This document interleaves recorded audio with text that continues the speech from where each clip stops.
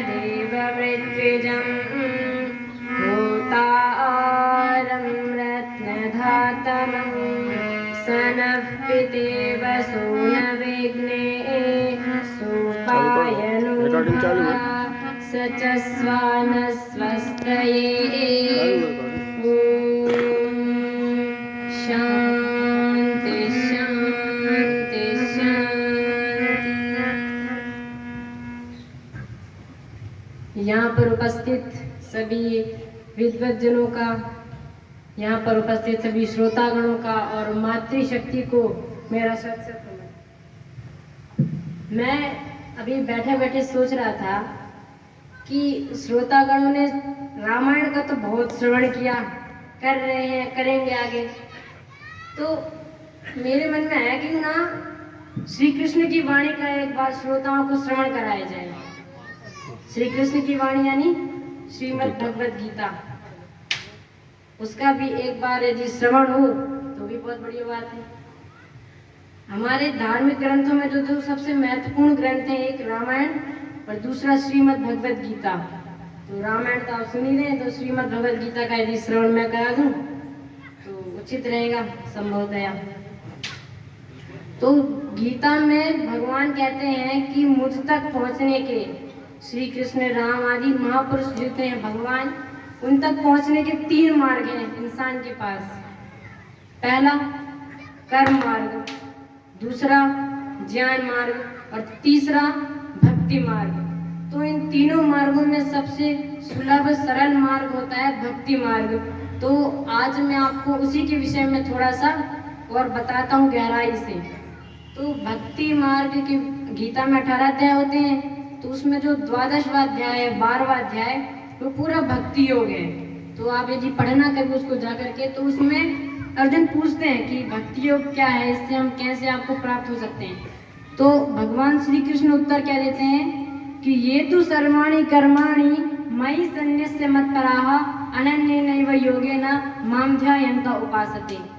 अर्थात ये तो सर्वाणि कर्माणि, कि जो नर, जो पुरुष मतलब अभी रूढ़िवादी शब्द हो गया पुरुष का, कि केवल नर को ग्रहण किया जाता है, पर पुरुष शब्द का अर्थ होता है आत्मा।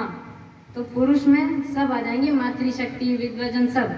तो जो पुरुष ये तो सर्वाणि कर्माणि, जो सभी कर्मों को, सर्वाणि कर्माणि मयि सन्न्यस्य मत्पराः, मयि मुझको, मुझ में, सन्न्यस्य अर्थात सौंप कर, मयि सन्न्यस्य मत्पराः, जो पुरुष सभी कर्मों को मुझे सौंप कर, ये तो सर्वाणि कर्माणि मयि सन्न्यस्य मत्पराः अनन्येनैव योगेन मां ध्यायन्तः उपासते। और अनन्य भक्ति से, जिसको और कुछ नहीं दिख रहा, मीरा जैसी, मीराबाई जैसी थी ना, बस श्री कृष्ण और कुछ नहीं दिखता था उनको, वैसे ही अनन्येनैव योगेन मां ध्यायन्तः उपासते, जो मेरी उपासना करते हैं।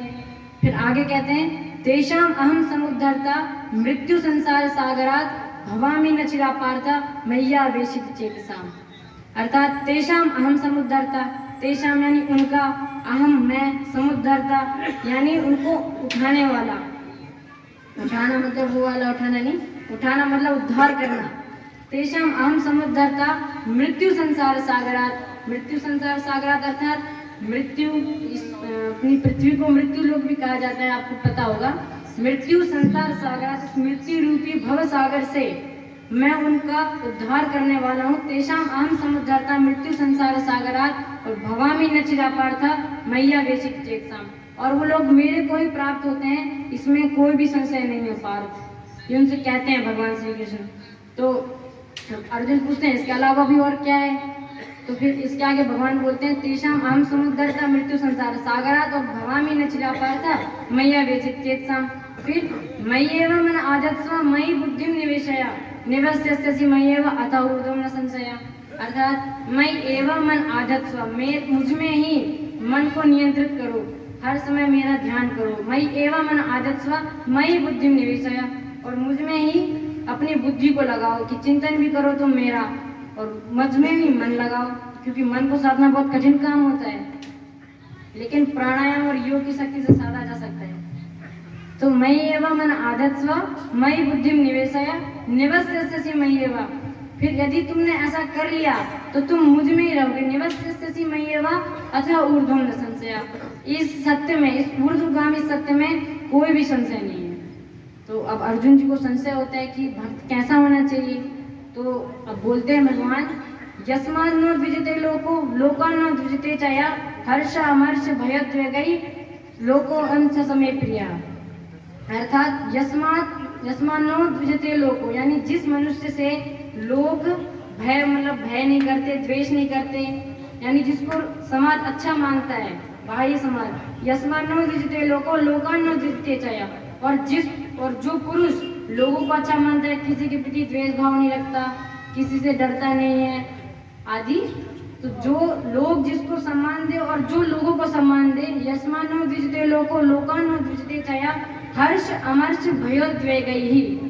हर्ष यानी कभी उल्लास आ जाए, हर्ष अमर्ष यानी चिंता, भय भीत्या, भयोद्वेगैः यानी उद्वेग में कभी भी बहुत ज्यादा उत्साहिता आ जाती है अंदर।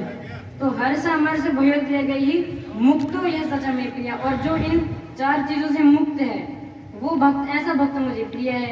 यदि भक्त के अंदर ये गुण हो तो वो मुझे प्रिय है। तो अर्जुन पूछते हैं और क्या है, तो भगवान कहते हैं अनपेक्षा शुचिर दक्षा उदासीनो गतव्यथा और सर्वारंभ परित्यागी यो मद भक्तः स मे प्रियः।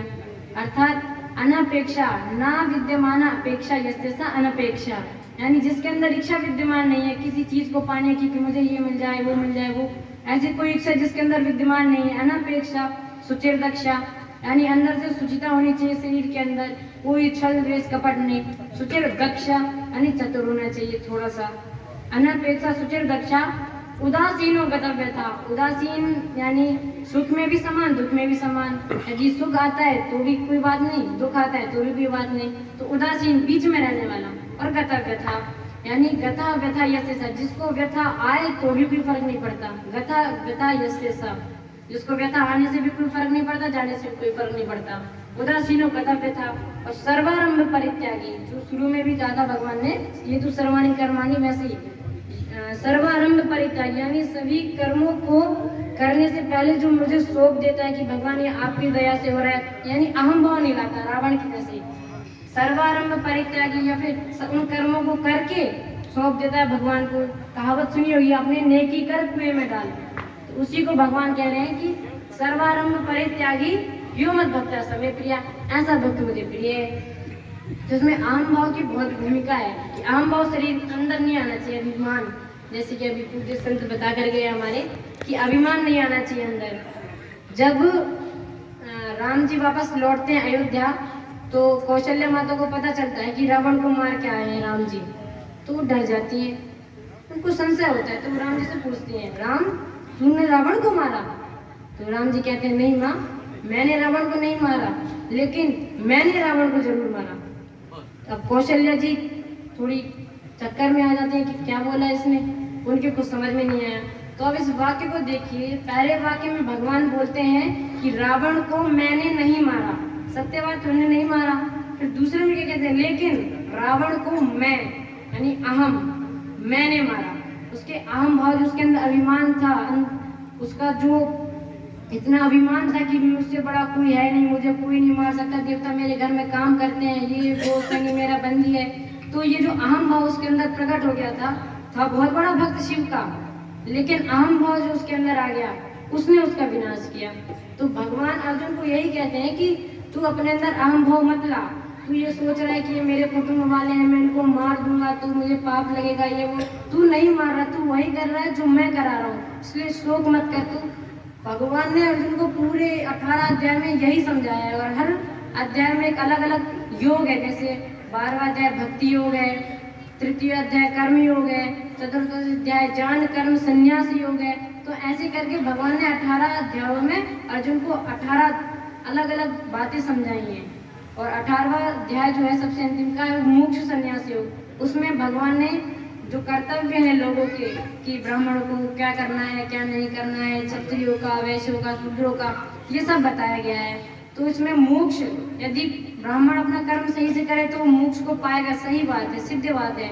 यदि क्षत्रिय अपना कर्म को बिना किसी आलस से प्रमाद के करे तो वो भी मोक्ष पाएगा। वैश्य शूद्र यदि जिनके जो जो कर्म बांधे गए हैं यदि वो उनको वैसे ही करें तो मोक्ष पा सकते हैं। मोक्ष पाना कोई बहुत बड़ी बात नहीं है।